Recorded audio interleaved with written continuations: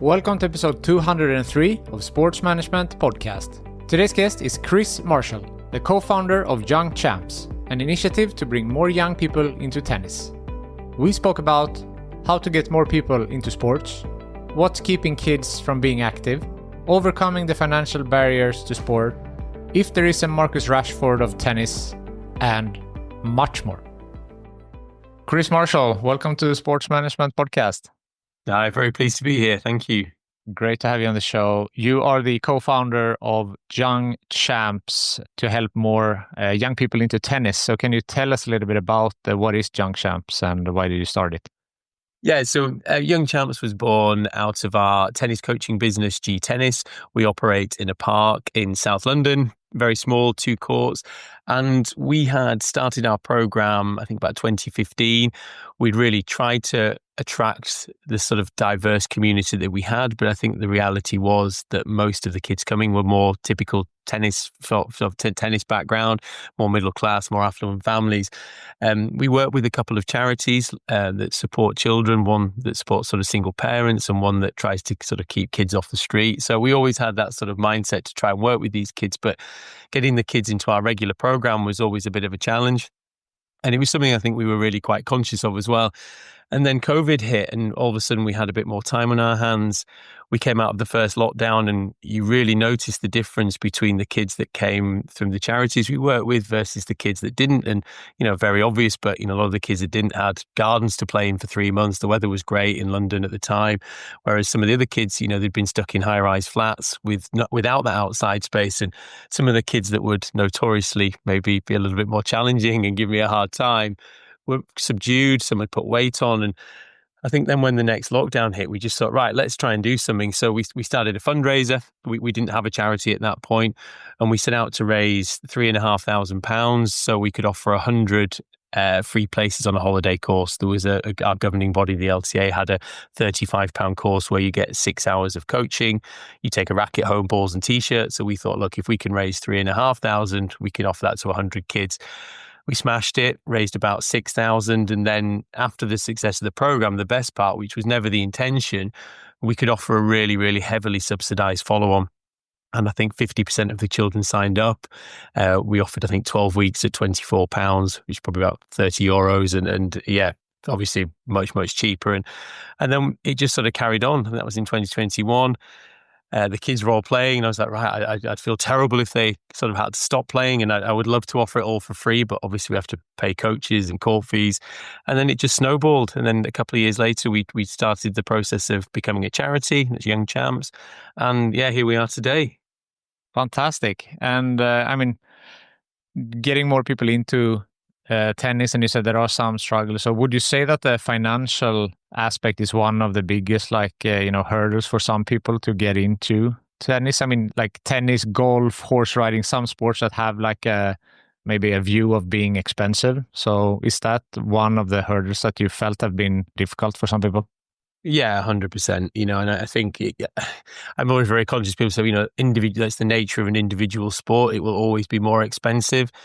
But I always sort of think, and this may be wrong, but there's a lot of sports out there that maybe I'd seem to be a little bit more elitist that don't sort of pretend not to be. And I think, we're on this, Britain's, the UK is on this sort of mission to make tennis more inclusive and open tennis up. But I really feel the reality is beyond sort of maybe a one-time initiative, it's very, very difficult for children to carry on. And, and we've proved that by, some of the children that came initially, in the very first sessions we did are still playing with us. And, it might only be once a week, but they're still playing. And some have kicked on to do more and get to a better level, which is fantastic. But I think that is the challenge, is cost. And I think that's why kids always end up playing sports like football, because it's just much, much more accessible. Yeah, definitely. So in your view, what do you think is the primary reasons why tennis sometimes struggle to reach kids from lower income or diverse backgrounds?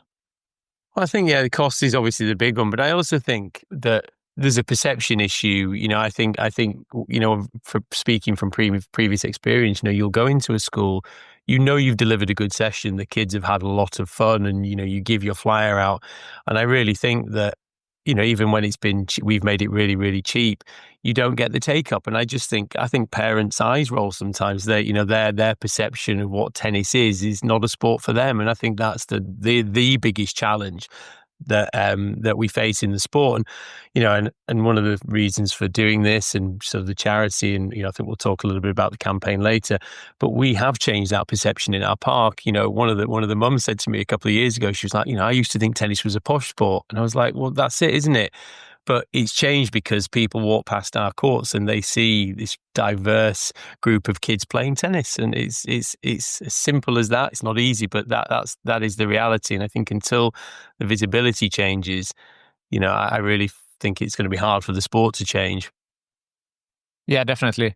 And I mean, you mentioned before that, you would like to give it for free, but there's also, you need to pay coach and there are other costs, obviously, that need to be covered on your end. But, there are some amazing initiatives that you have taken. It's the £2 per hour coaching model. It's the ACE campaign. So can you talk a little bit about these different initiatives that you have taken?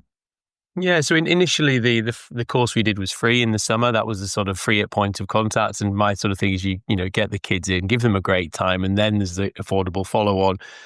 So we charged £2, but the money we had from the fundraiser we used to subsidize and top up to, like I say, pay coaches. We don't profit from those sessions. We were happy to sort of break even, and we've always kind of had a mindset that if there's space in a class, why not fill it? If it's sat there empty, it makes sense to have somebody play in the class. And the ACE, the ACE campaign, sort of a chance for everyone. We're now trying to say, look, we've had this success. It's been brilliant. It's sort of some of the best, most rewarding work we've done.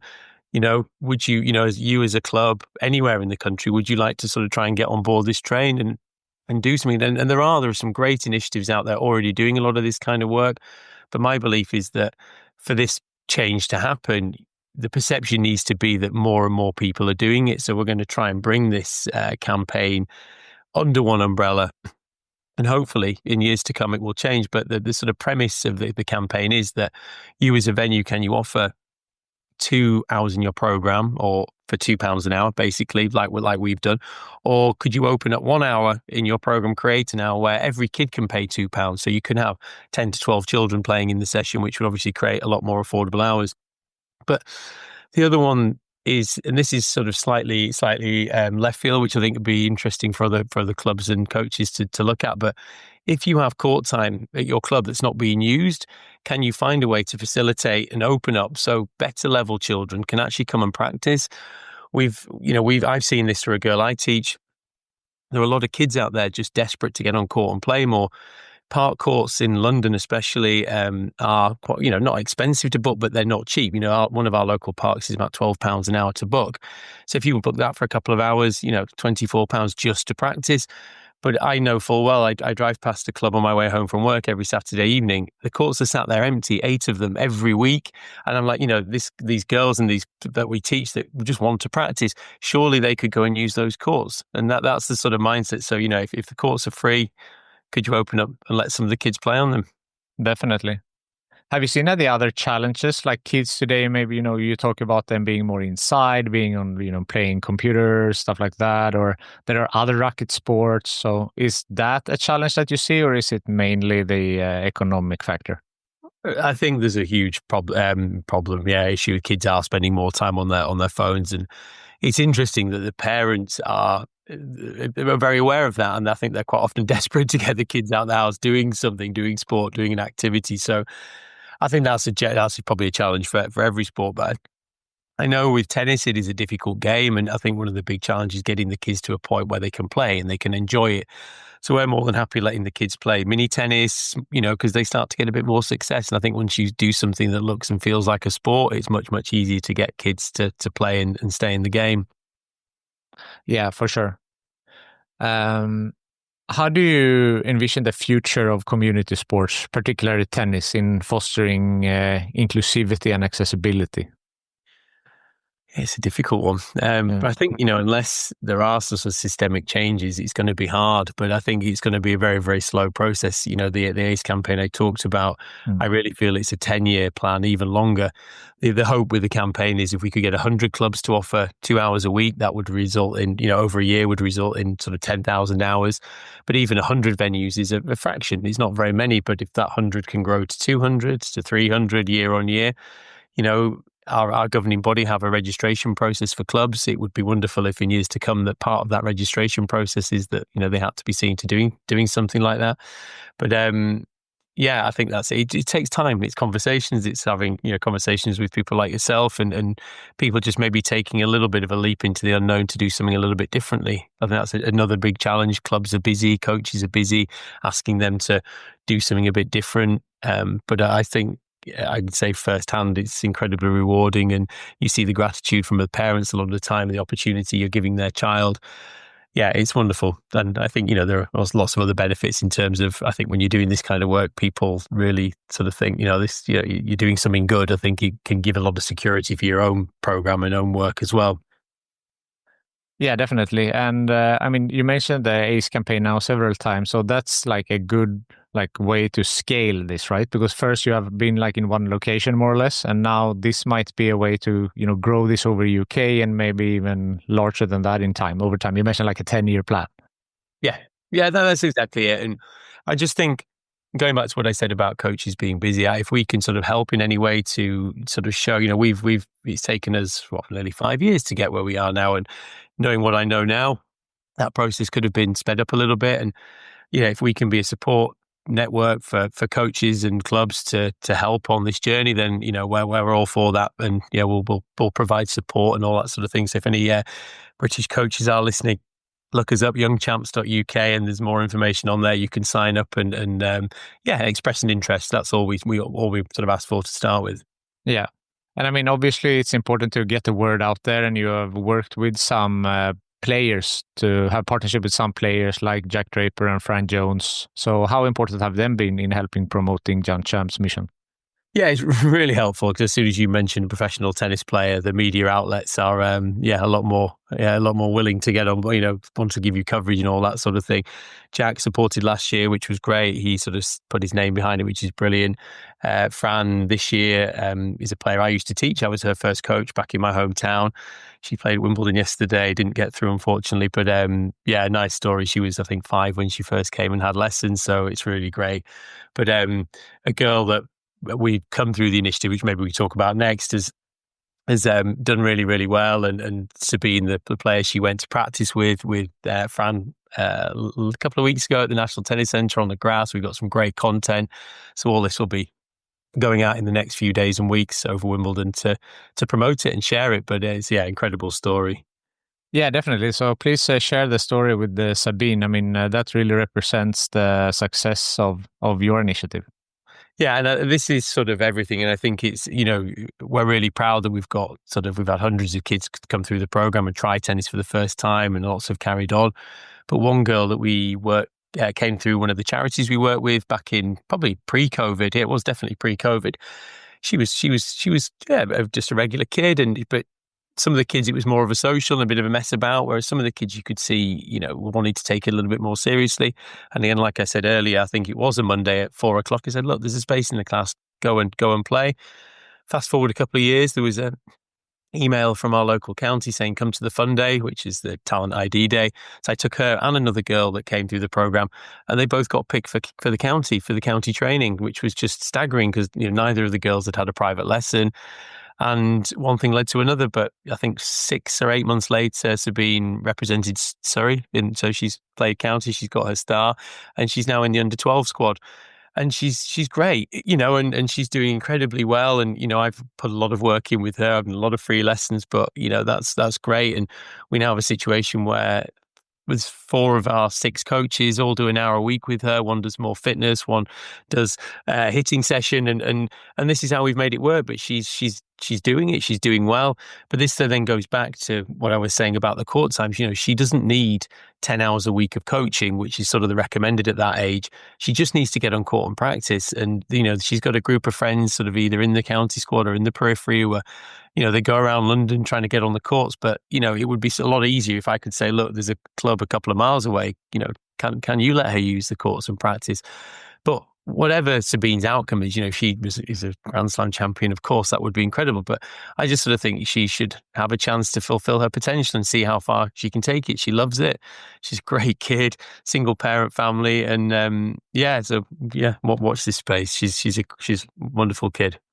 Yeah, definitely. And a great story. And really, it shows how important your initiative is and what that can do for a person. And, for her to be able to pursue her dreams in tennis. Exactly. And as I say, whatever her outcome is, but it could be that she ends up, the college system in America is great. We had a Brit come through 700 in the world and one on Monday. He came through, he's in the college system, hasn't even finished his degree yet. He's got to go back and complete that. So I think that is a really viable pathway with tennis. I think a lot of people see Alcaraz as, which is incredible and think, you have to be the finished article, 21, 20 even, but there is a lot more time. You've got another 5-6 years of development from that age. So if we can keep her in the mix and, she might not want to, she might not want to move abroad, but yeah, just we want to keep the door open. But I think in tennis, I know so many coaches will go into a school and find a kid like that, and getting them on the court is a real challenge. It's either the barrier with the perception from the parents' point of view, or just the cost is far too expensive. If you have a couple of private lessons a week, you might have a group lesson, fitness, tournament entry. You can be talking £700-800 a month. And, this is why tennis is elitist, because that is just completely unaffordable for large sections of the population. I had a middle class parent say to me, I was telling him that, he's like, we're middle class and I couldn't afford that for one of my children, let alone two. So it just shows, and my sort of view is if every club supported one player, and you never know what the landscape of tennis, more will filter through and think very differently in years to come. For sure. So, yeah, you have been training, you mentioned you have been coaching these players. So what is your background in tennis and where did you come from, so to speak? Yeah, I don't really have a tennis background. It all happened quite randomly. No, I was very fortunate. I think you hear this with a lot of sports people, not saying I'm a sports person, but the only indoor centre in the city I live in, Bradford, which is in Yorkshire, was across the road. So I played a bit, I think I did a holiday course in the summer, as you do, and played a bit. I had private lessons at one point, but I had to stop when I was about 14 because my parents just couldn't afford it. And went to university, did a music degree, didn't last very long and ended up on a gap year. A lot of my friends played at the tennis club. I actually worked behind the bar. It was a great place to hang out and ended up playing every day. And then I got offered an opportunity to assist my best friend. And then, 25 years later, here I am. So it's a completely different story. But I think one big thing is obviously that me not having that opportunity at 14, obviously if I had have carried on, I would have been a world beater, of course. But yeah, I think that is one of the things. It would have been nice to have carried on. And, I would be better than I am now, I'm sure. Still probably not very good. But yeah, and that's it. But I think I was given an opportunity and yeah, look where I am today. Yeah, so it's really personal to you. I think that, that shows. Usually, when you do something and that means something to you, that also shows in the work, right? So, you didn't have that chance at 14, so now you want to give that chance to other players. Exactly. That's nice. So what are some lessons that you have learned during this, experience with the, having through the tennis and also, starting the foundation? What lessons? Lots of lessons. I think I was thinking, sometimes you're 2 steps forward and you have a great day and then you'll meet, you can meet somebody else and something happens and there's a bit of a, you take a backward step. But I think one thing I really try to sort of say to people, if you're part of a club and you feel welcome, you might think the club is welcome and it might be a really welcome environment because you're in the mix. Just try and take yourself away from that and take yourself, back to a position or a time when you didn't feel welcome or included. Maybe it was at school, you didn't get picked for the football team. But I think that's what being inclusive is. It's feeling welcome, it's feeling part of it. And I think, you might be in an environment where you've been there for 10, 15 years and it feels safe and it feels great. But how does it feel for somebody else from the outside? And I think that's the big thing with tennis. If somebody comes in and tries it for the first time, they're not familiar, then, how do you make them feel? And I think that's one big thing that I really want coaches to try and think about. Do you think that your model can be applied to other sports as well? Like, for example, I work in the ice hockey business, which also struggles like a little bit with participation and being seen as a little bit of an elitist. Do you think that some of the like learnings can be, cross sports? I'm sure, yeah, and I think I suppose it depends on what the barriers are for people to play. I'm guessing ice hockey, it's indoor. I'm guessing it's probably not particularly cheap. There's a lot of equipment. I think these are the barriers that stop people. We've had a situation in the UK with cricket. I don't know how much you follow, but there was a bit of a scandal that there's a huge South Asian population play in the country and the town I'm from especially, and they just didn't feel welcome and represented. So they set their own league up in the town I'm from. And I think this is one of the things. It's again going into a club environment and not feeling part of it and not feeling welcome. It just puts people off, and then it almost has the opposite effect. It's almost even more negative. People just shut themselves off and think, well, it's just not for me. So I'm sure there are learnings, and I probably need to have a look at other sports. There's probably other sports doing it better. But I think one thing, if you compare to football, obviously football's a huge sport. If you have a child, we've got a really good kid in our program now who's sort of, I think he's had trials with Chelsea and all sorts of things. And, I kind of say to that parent, you've much more chance with Chelsea or one of the other clubs because they have an academy system. If you are good enough, they will take care of it. And I'm sure there are other conversations to be had about how that runs. But, there is a pathway then. I think that's why football will always be seen as an inclusive sport for anyone. And obviously the representation you see on the television and how diverse the sport is. Yeah, for sure. But then there are also there are proven benefits of doing several sports for as long as possible. So maybe, if it's possible to do football and tennis for a long time, that's probably beneficial down the road, even depending on which sport you choose in the end.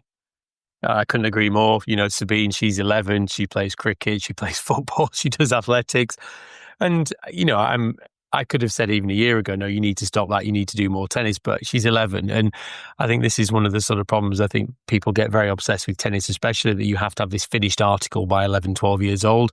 And, she's athletic. And I'm sure a lot of that comes from playing other sports. And there might be a decision to be made further down the line. But I think the more every week goes by, she falls more and more in love with tennis. I think that will make that decision a lot easier. If it does happen, if she turns around and says, I want to play cricket, I'll be obviously disappointed, but that's fine because I think long term, if you don't love what you're doing, I think it's very, very difficult. And there are a lot of stories of, you hear the stories of the professionals that, have probably struggled in the past, but you never hear the stories of the thousands of other people who don't make it as professionals and end up hating it and mental health issues. So I think I'm a big believer that, if you want to succeed in the time you have to put in, you have to enjoy it. Yeah, definitely. I agree with that. So, has there been any bumps on the road in your career? And if so, how did you overcome them? Yeah, I think that there definitely has been. But I think more recently, it's the sort of bumps in this journey. It feels like activism at times. You'll have a great win. Somebody like yourself says, "Come and be on my podcast," and you're bouncing off the walls. It's a nice feeling to be able to talk about it. But then we've had a couple of occasions in the last 2 years where two of the literally biggest media outlets have said they will come to the courts, and you get all the kids lined up for it. You get the consent forms done, and then last year there was a train strike and they couldn't get here, and then there's the disappointment of that, and we had it again last week. So there's ups and downs all the time, but it's the wins and it's the sort of, I think the possibility of changing something, I think, is really, really, it's quite addictive at times, and I think you've got to take the wins, not to get too excited, not get too upset when you have the lows, and just try and keep moving forward, keep having conversations with people. But I'm very lucky that I do really enjoy and love what I do. Yeah. Is that the North Star, so to speak, that, even in tough times, that the mission is worth it? Yeah, I guess so. Yeah, you've just got to keep going. And I think, when you have, I think this is going back to what I was saying earlier. I know a lot of coaches who've been doing it a very, very long time, and I think some are do amazingly well to keep themselves motivated. And I think something like this is new. And as I say, when you have that as I said earlier, the gratitude from the parents and the kids, and these kids you're working with. I don't want to sort of be too cliche, but it can be life changing for them. We've got some older teens who, their opportunities are going to be a lot more limited, and they're keen to get on and start coaching, so trying to help them. And yeah, it's brilliant. So yeah, has definitely just got to keep that end goal in sight and keep plowing on. I saw when I did some research here, I saw that someone mentioned like we're seeing something along the lines like the Marcus Rashford of tennis. Is that like a reference that is good, that you like? Yeah, that was an article I wrote last year. I was I think it was the very first time I got asked to speak at an event, and I look back and think I probably stood there and waffled for about 15 minutes. But the first thing that one of the coaches who was part of the forum said to me, I was just telling him what I do, and he just laughed and went, "There'll never be a Marcus Rashford of tennis." And, I sort of thought about it. I was like, I wanted to kind of prove him wrong. And then you think back and think, there won't be unless, as Sabine, the girl I talk about, has an opportunity. And that is, I think that was the sort of inspiring thing for what I started to do. I wrote that article. It's online. It's in The Guardian somewhere. It's available to read. But it was that just talking about the cost and how difficult it is for a child, and I find it hard. I'm trying to navigate this system, and, we're up against, there's girls in her county squad who are having 5 to 10 indoor private lessons a week. They're flying around the country playing the tournaments that get them the most ranking points. It's yeah, it's a real challenge. Yeah, I can understand that. You have been in the industry now for quite some time, and maybe it wasn't exactly the path you thought you would take, but you talked about your learnings. But do you have some advice for young people who would like to work in this industry, or maybe the tennis industry more specifically? Yeah, I think the one big advice, and you see this a lot with younger male coaches, they sort of isolate themselves. I think there's an insecurity that they're either maybe not aware of, and they sort of hide themselves away a little bit. They try to do things their own way. And I think the one thing, and I'm very curious, but I just be a sponge. And what I mean by that is just ask as many questions as you can, soak up as much information as you can, because ultimately that's how you learn. I look back at when I was probably teaching kids 20 years ago, and I don't even want to think it was probably not the best at times. But one thing I did do is keep it fun. And I've always seen my role as a coach, especially when you get new kids at 5, 6, even adults. You need to get kids and people to fall in love with the sport, give them a great experience. But I think further on the line, if you've been doing this for 20 years, find something, and it could not even be tennis related. Find something you're passionate about. And I think that is, and it could be a side hustle. It could be a part of the job. It could be our campaign that you want to get involved with. But I think that's it. I think I see a lot of coaches who just get very bored, very stale, and that then translate onto the tennis court, which is not ideal. And, so that would be my thing. I think, for your own mental well-being, I think it is nice to have a job that you do enjoy and you care about.